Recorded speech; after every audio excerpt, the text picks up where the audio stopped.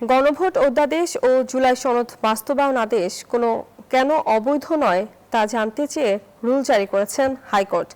মঙ্গলবার বিচারপতি রাজিক আল জলিল ও বিচারপতি মোহাম্মদ আনোয়ারুল ইসলাম শাহিনের হাইকোর্ট বেঞ্চ এ রুল জারি করেন। এর আগে জুলাই সনদ বাস্তবায়ন আদেশ, গণভোট অধ্যাদেশ ও সংবিধান সংস্কার পরিষদের সদস্য হিসেবে শপথের বৈধতা চ্যালেঞ্জ রিটের ওপর শুনানি হয়। শুনানি শেষে আদেশের জন্য আজকের দিন ধার্য করেন আদালত।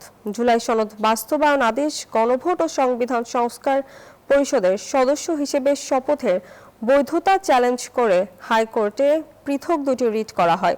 রিটে জুলাই সনদ বাস্তবায়ন আদেশ বাতিল চাওয়া হয়। এছাড়া সংবিধান সংস্কার পরিষদের সদস্য হিসেবে শপথ অবৈধ ঘোষণার নির্দেশনা চাওয়া হয়।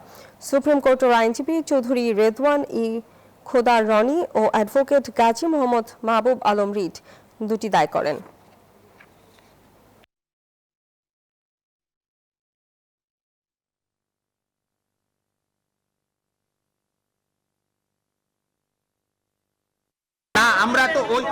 আমরা তো ওই আদেশের, আপনি সুন্দর প্রশ্ন করেছেন, আমরা তো ওই আদেশের সমস্ত আদেশ চ্যালেঞ্জ করিনি। আমরা সেকশন 3 যেটাই গণভোট হয়েছে, গণভোট অধ্যাদেশের তফসিলে 30টি ঐকমত্যের ভিত্তিতে যে 30টি সংস্কার প্রস্তাব করা হয়েছিল সেটিকে কেন অবৈধ করা হবে না, এটি হলো আরেকটি।